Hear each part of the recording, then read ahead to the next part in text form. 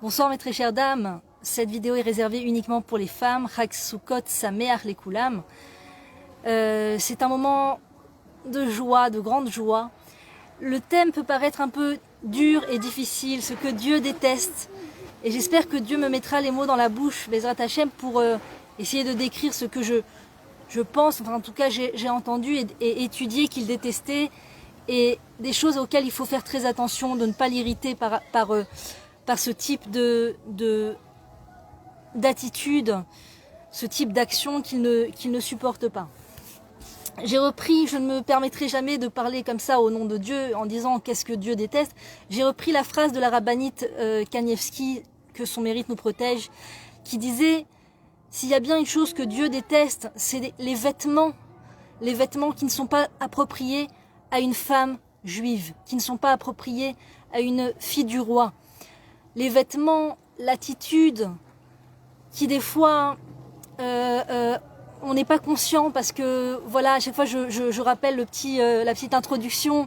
Oui, ça fait 2000 ans d'exil, 2000 ans, on a été éparpillés en dehors de nos terres pour la plupart, et on a épongé des habitudes, des façons d'agir,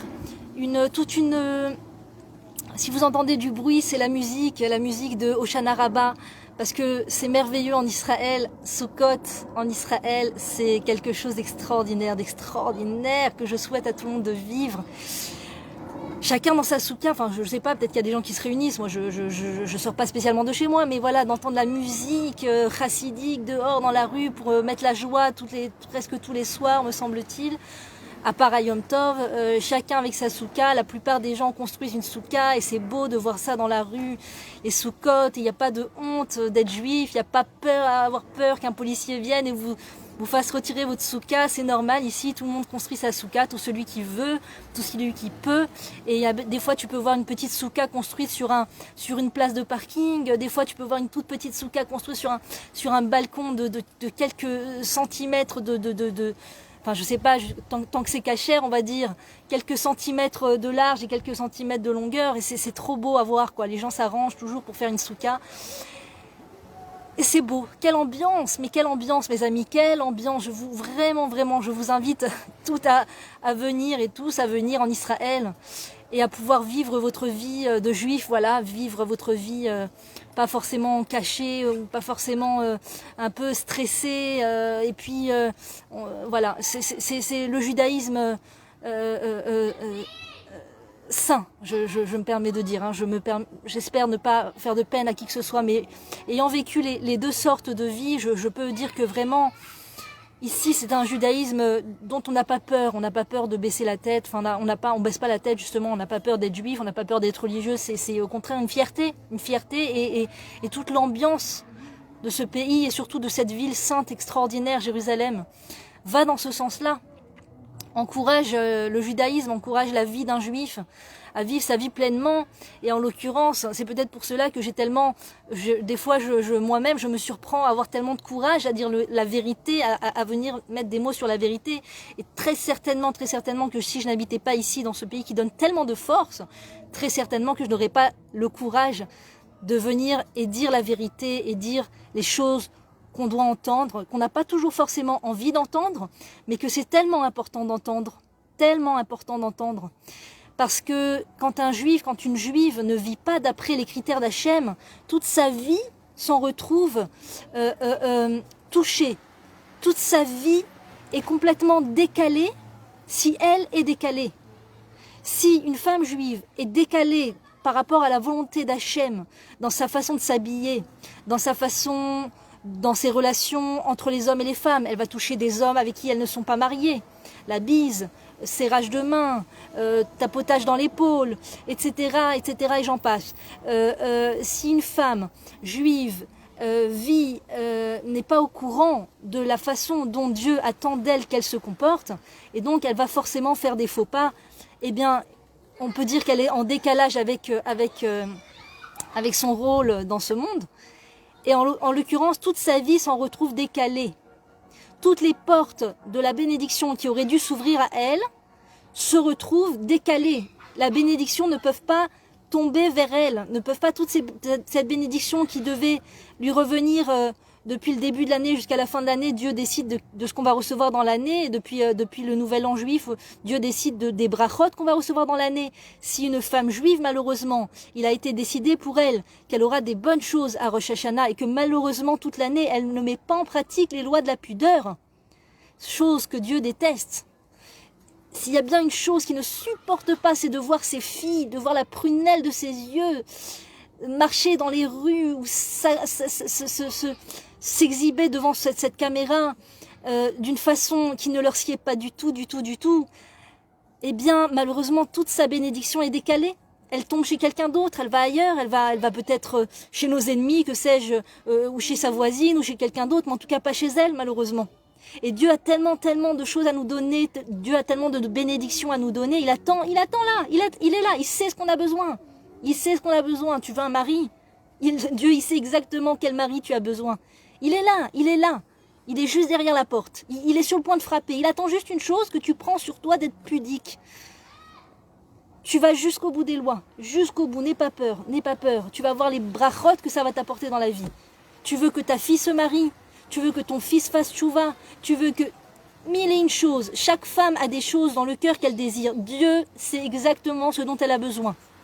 Dieu sait exactement ce qui est le mieux pour elle. Dieu a dans la paume de la main, si je puis dire, c'est un peu dessiner Dieu, mais ce n'est, bien sûr, Dieu n'a pas de main, il n'a pas de corps, on dit, mais en tout cas, il a dans son sein toutes les délivrances dont tu as besoin. Toutes les délivrances dont tu as besoin.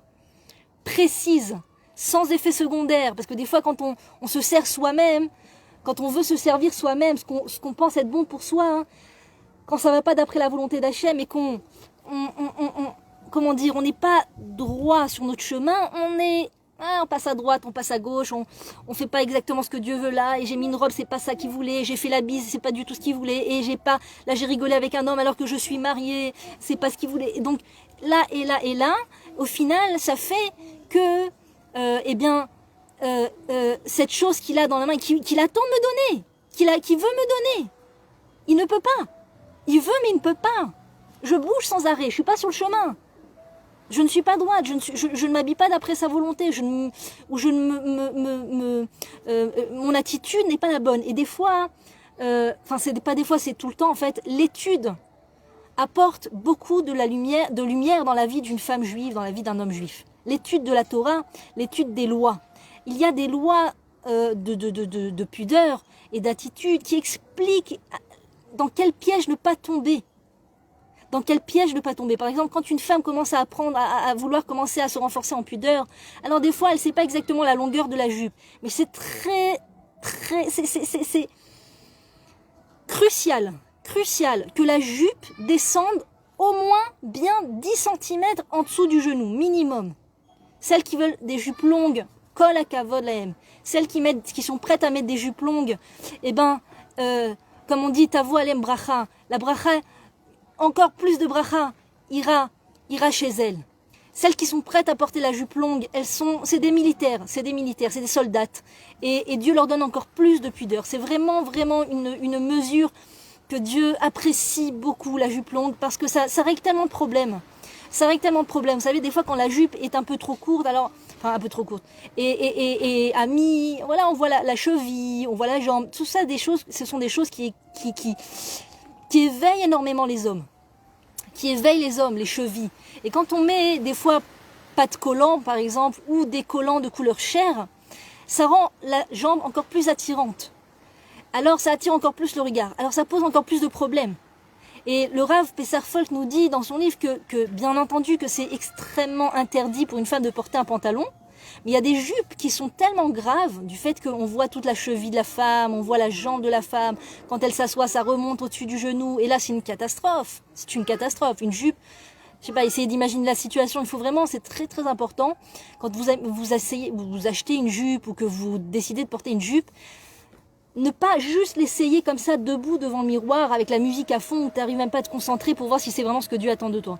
Il faut vraiment s'asseoir sur une chaise, tu as un petit tabouret en général dans les cabines d'essayage, tu t'assois, ou tu fais mine de t'asseoir, et tu vois ce que la jupe laisse découvrir de tes jambes. Et là, c'est comme ça que tu peux savoir si cette jupe est cachère ou pas.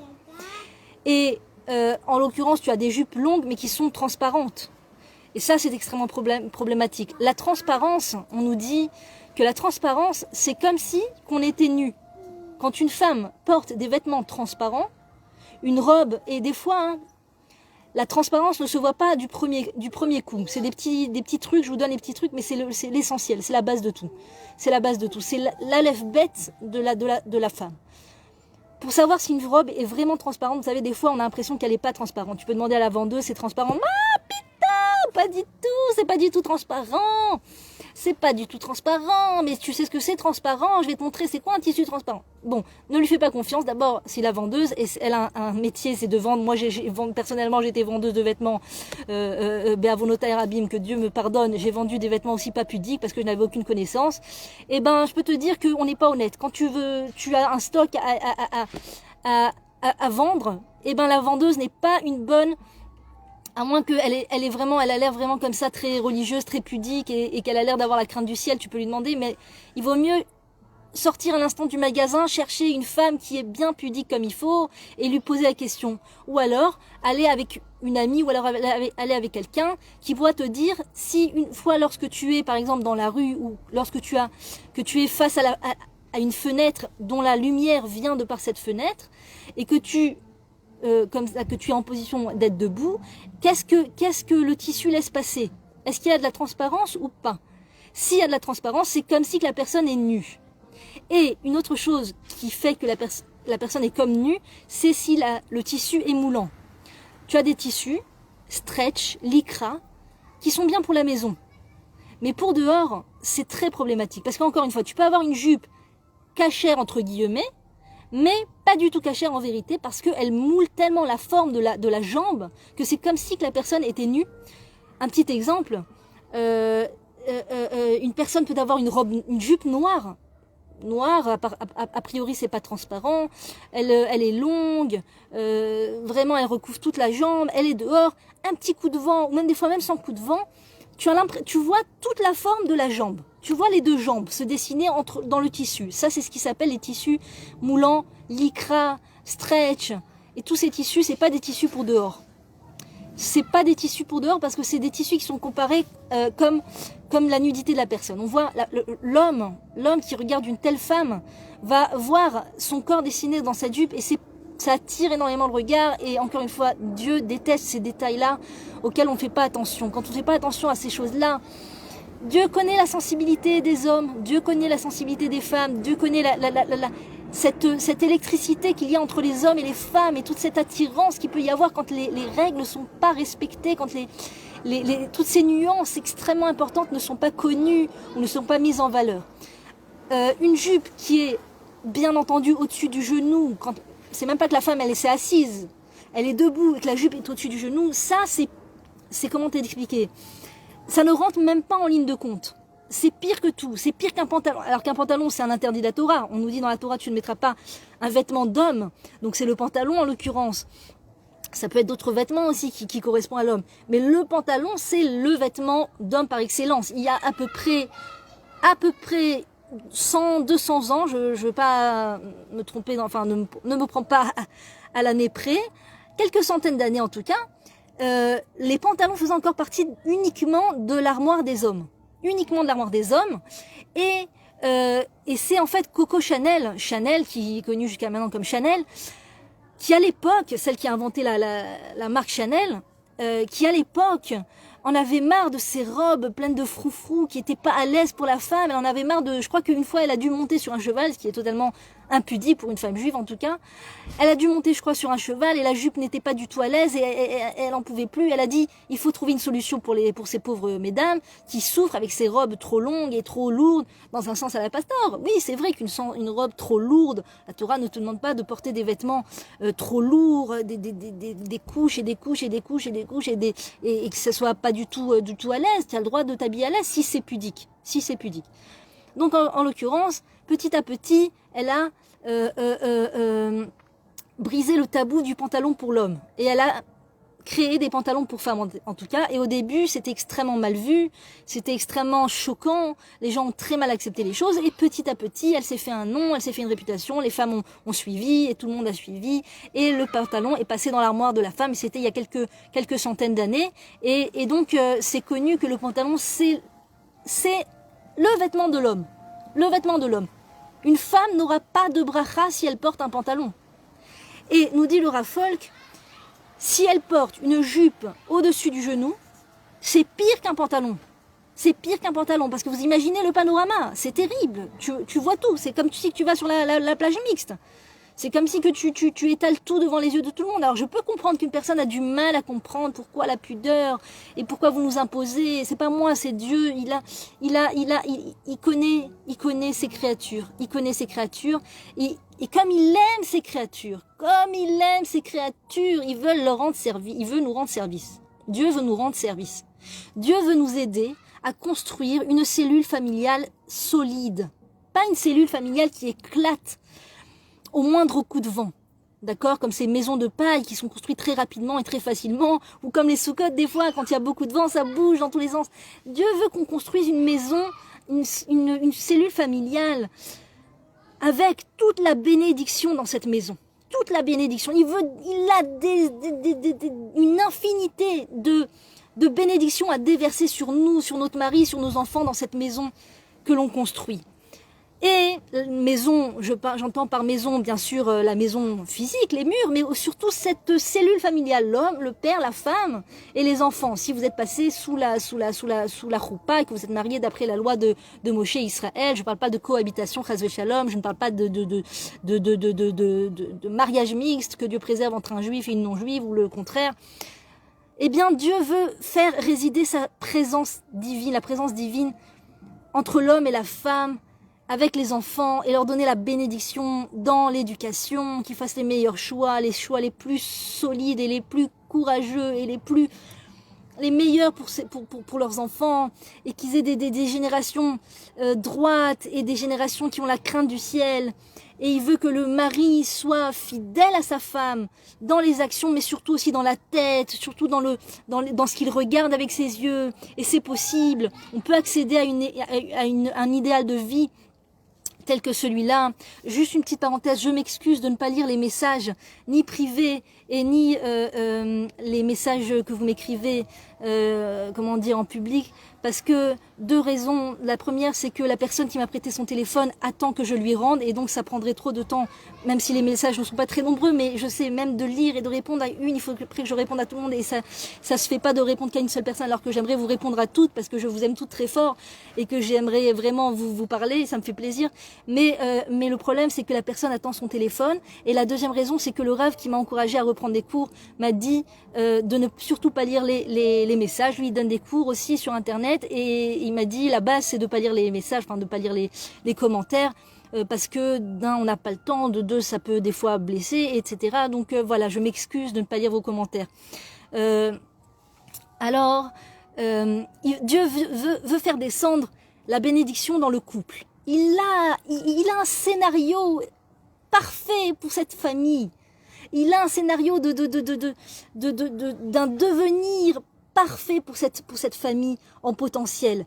Il veut les aider à se réaliser d'après les propriétés juives, d'après les propriétés divines, d'après la vision d'Hachem.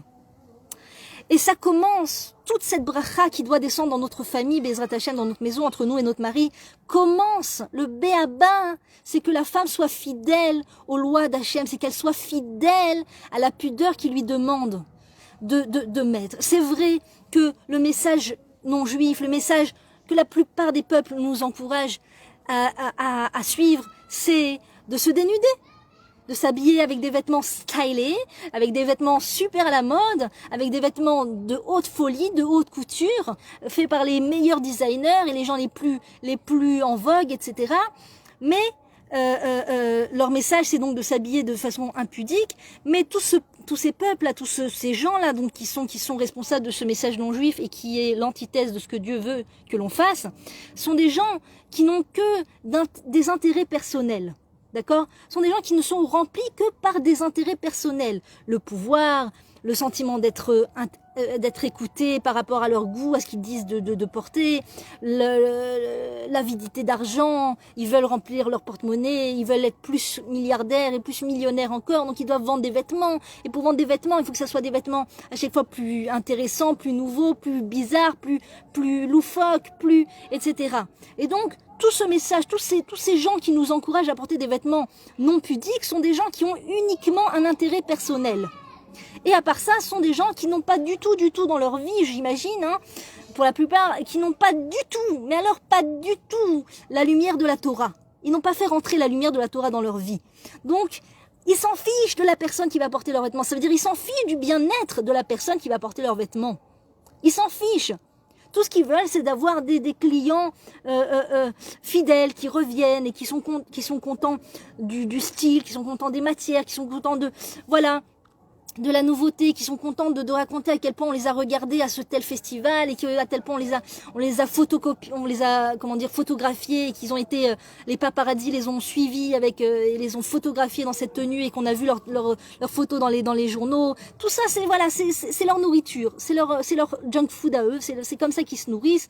Ils se nourrissent de cet orgueil là, de cet ego là, de sentir qu'on a porté leurs vêtements et tout, mais ils n'ont aucun intérêt de faire du bien à la personne qui va porter leurs vêtements, aucun intérêt de voir à long terme ce que ça va créer dans la vie de cette personne qui va porter leurs vêtements.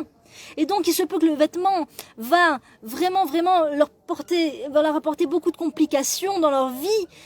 Ils s'en fichent, et ceux qui vendent et ceux qui portent, parce qu'ils n'ont pas du tout la sensibilité pour se poser la question de savoir ce que leurs vêtements vraiment leur apportent dans la vie ou pas. Ils se posent même pas la question, c'est-à-dire ils ont même pas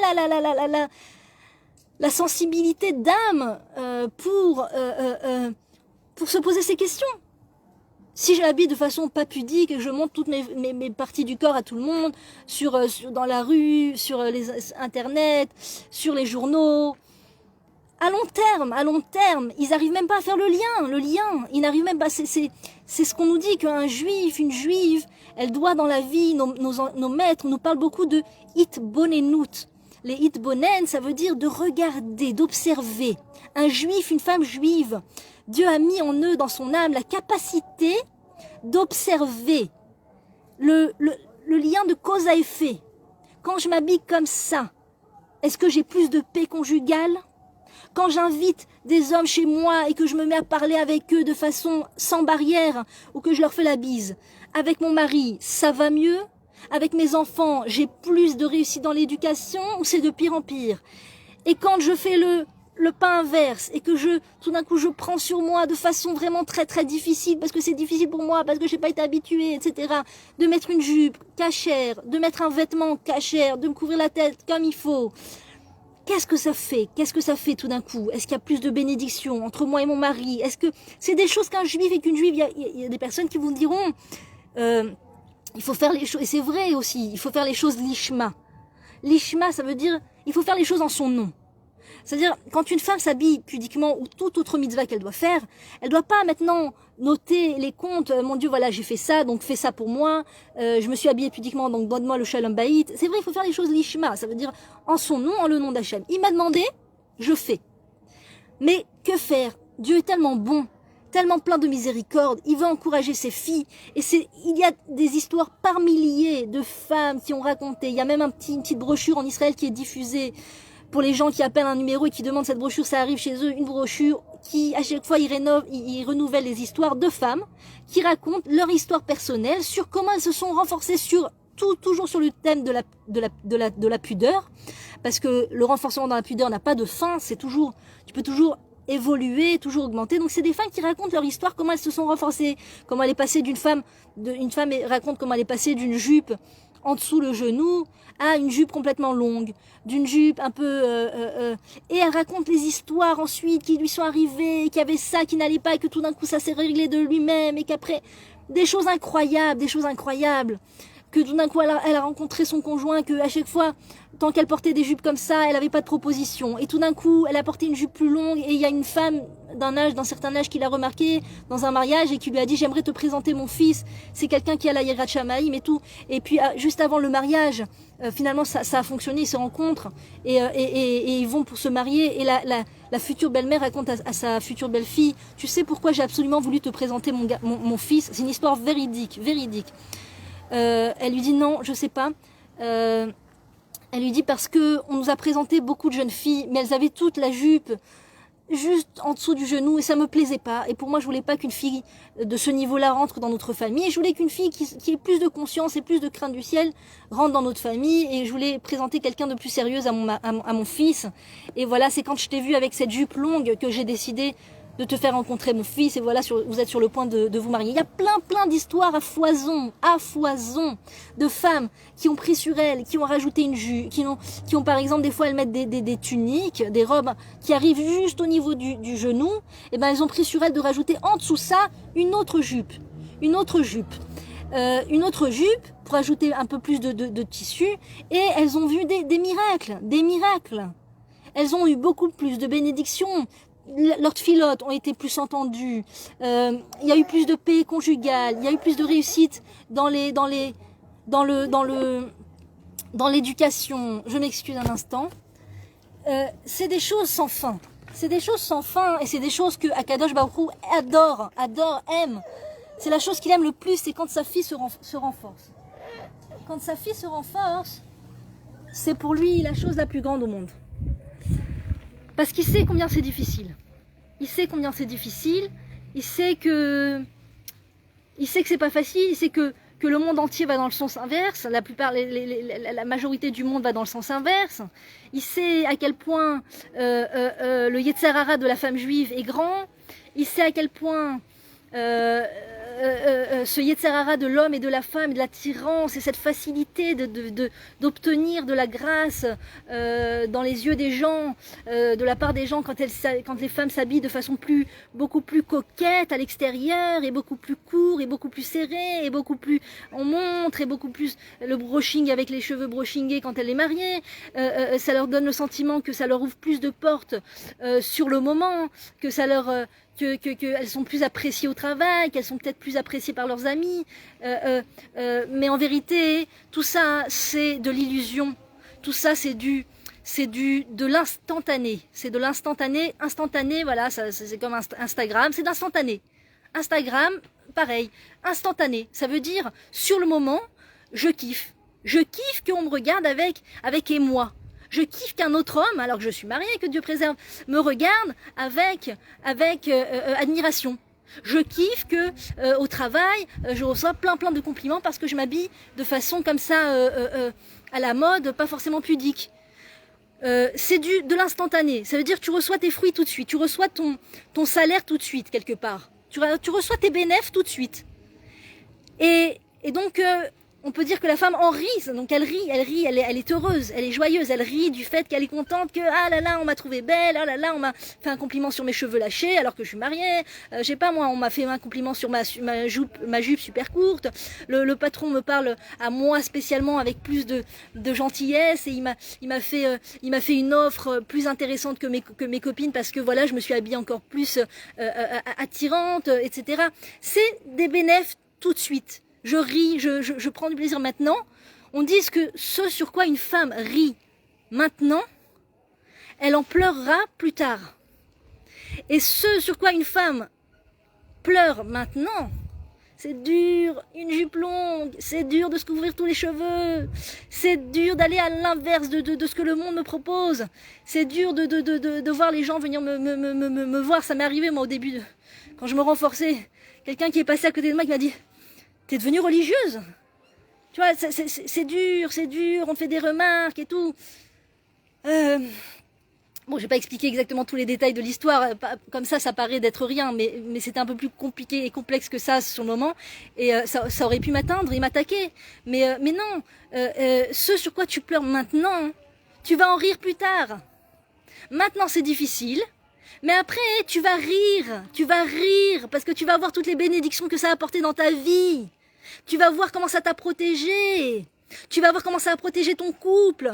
Comment petit à petit ça a permis à ton mari d'évoluer petit à petit. Ça prend du temps, c'est vrai, c'est pas tout de suite. Et des fois, malheureusement, je voudrais faire parler de cette chose un peu problématique. Des fois, les femmes qui sont mariées ont peur de la vie de leur mari. Ont peur des représailles du mari. C'est pas forcément des grosses représailles, mais des fois c'est une petite moquerie par là, des fois c'est une petite phrase par-ci. Tu me fais pas la religieuse, tu te la joues pas, tu nous fais pas la religieuse. Hein. Moi je me suis pas mariée avec une fille de Méhacharim. Hein. Tu vas pas nous mettre la robe de Méhacharim, tu vas pas nous mettre le. C'est des femmes, des fois ça les arrête, mais ça les arrête à vie, à Shamishmor, ça les arrête et elles remettent pas le pied, elles lâchent. Et elles sont en attente de la peur de ce jour où leur mari leur redira une phrase dans ce genre. Mais il faut comprendre que le mari, des fois, on arrive à la paracha de Bereshit. Et la paracha de Bereshit, c'est la création de l'homme. La création de l'homme, quand Dieu a créé l'homme, a créé le premier homme, pour lui créer, il a vu qu'il n'était pas bon pour l'homme qu'il soit seul et qu'il reste seul. Lotov et Yot, Adam Levado et Selo Ezer Kenegdo. On va lui faire une aide en face de lui. C'est pas bon qu'il reste seul sans femme. Alors, qu'est-ce qu'il a fait? Il a endormi Adam. Il a endormi le premier homme. Ça vient nous enseigner que les hommes, s'ils n'ont pas une aide en face de lui, d'accord, ils sont endormis. Ces phrases qui sortent, tu ne fais pas Méhacharim, tu ne la joues pas religieuse, j'aime pas quand tu couvres tous tes cheveux, j'aime pas quand tu mets une jupe en dessous du genou, j'aime pas quand tu te couvres les coudes, j'aime pas, d'accord? Tout ça, c'est des phrases, je m'excuse, hein, c'est pas pour avoir de la haine pour les maris, vous savez combien je défends les maris, combien j'encourage les femmes à aimer leur mari, à les juger favorablement. Mais tout ça, ce sont des phrases qui sortent d'une âme endormie. C'est une personne qui est endormie et c'est pas grave. Enfin, il y a beaucoup de monde qui sont endormis. Il y a un grand rabbi un jour qui regardait par la fenêtre et qui dit à son élève, tu vois, il y avait des gens qui marchaient dans la rue. Il y avait un monsieur qui faisait des chaussures, un autre qui vendait des meubles, un autre qui... Et ils marchaient tous dans la rue. Il y avait beaucoup d'actions dans la rue. Il y avait beaucoup de vie, si je peux dire, dans la rue. Et le rabbi dit à son élève, tu vois cette rue, c'est un, comment dire, c'est un cimetière. C'est un cimetière. Mais que voulez-vous dire, Rabbi? Tout le monde vit, regardez le monde et regardez les interactions entre les gens et tout ça. Pourquoi vous dites que c'est un cimetière? Non, ces gens sont morts.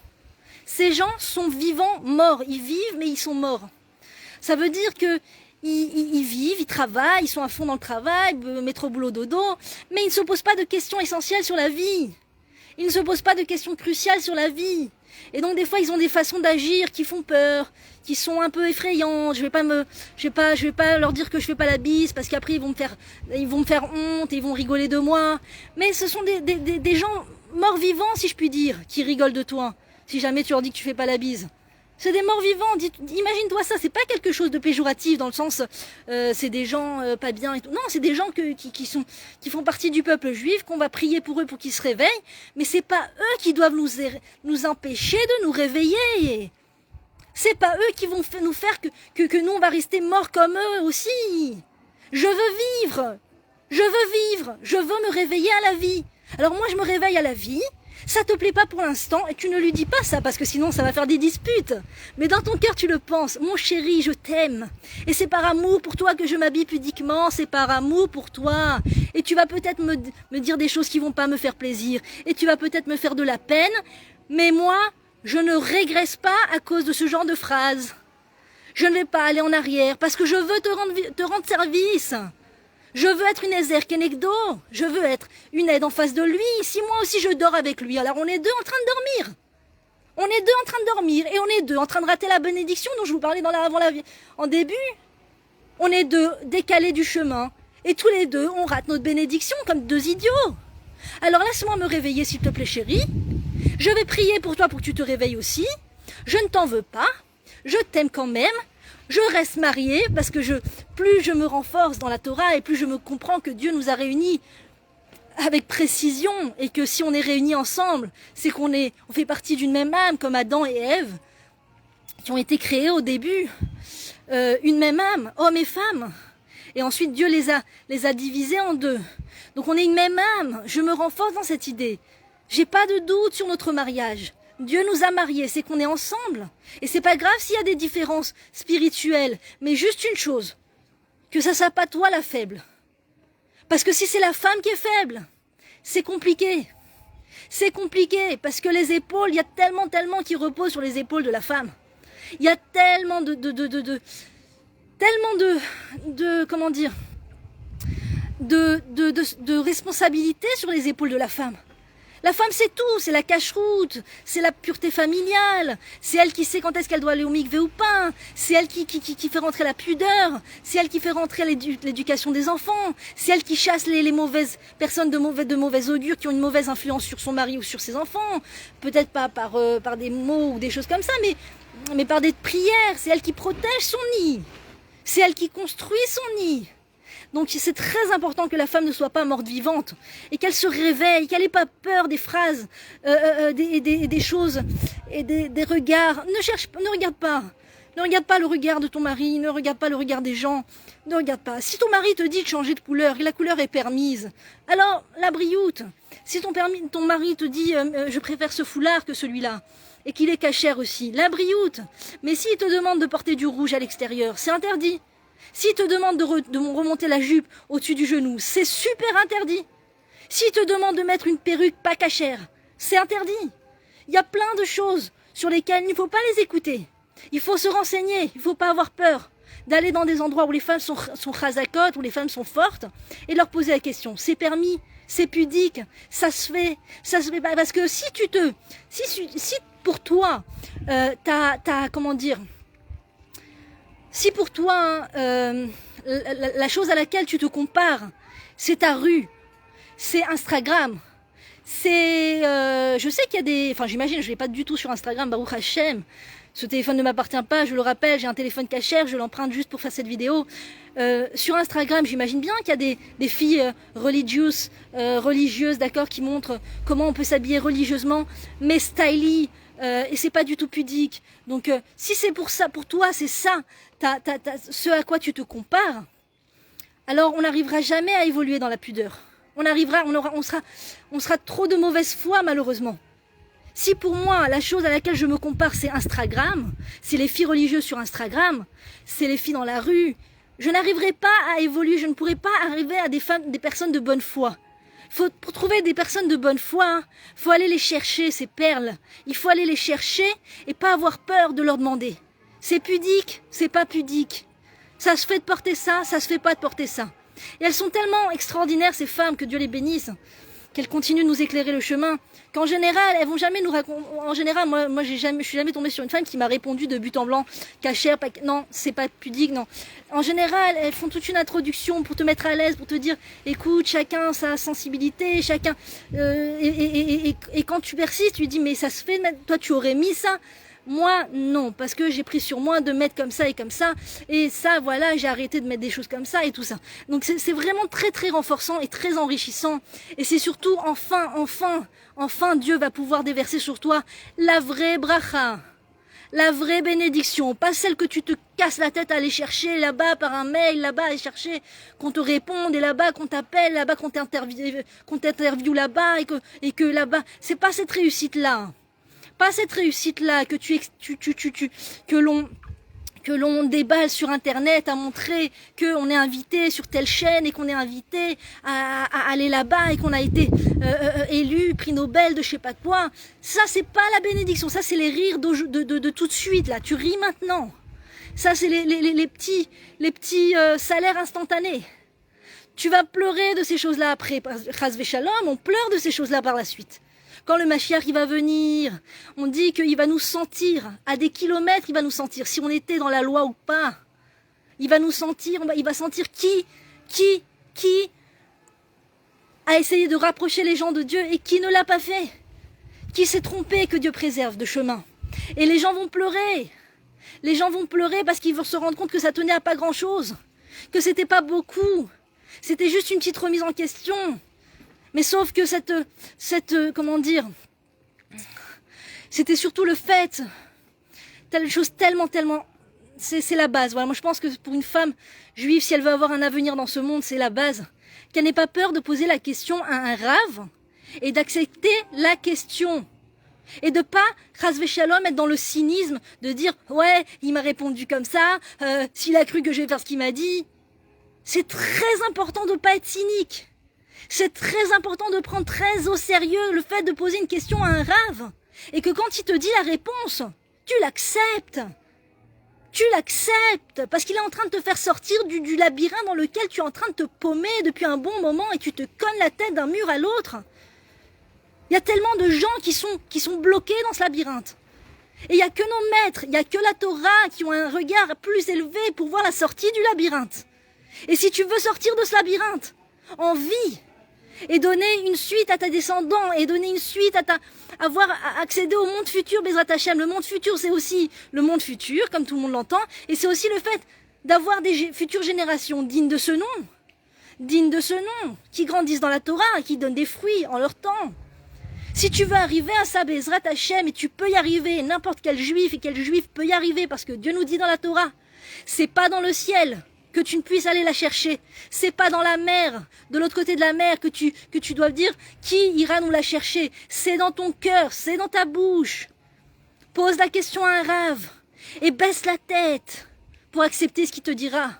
Un rave solide, qui a les épaules, un rave qui a la crainte du ciel, pas un rave chez qui tout le monde court pour obtenir des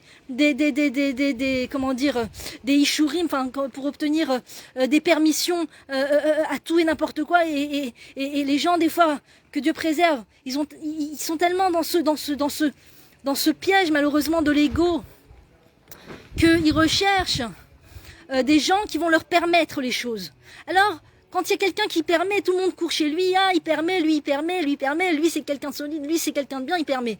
Il faut chercher, pas forcément, je te dis pas quelqu'un qui te dit non surtout, bien entendu, quelqu'un qui a la crainte du ciel, quelqu'un qui a un rave qui a la crainte du ciel, et recevoir sa réponse, et la mettre en pratique.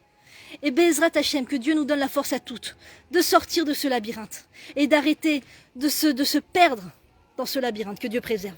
À très bientôt, mesdames. Essayons de faire ce que Dieu aime et essayons de ne pas faire ce que Dieu déteste. À très bientôt. Et Chag Sameach à toutes.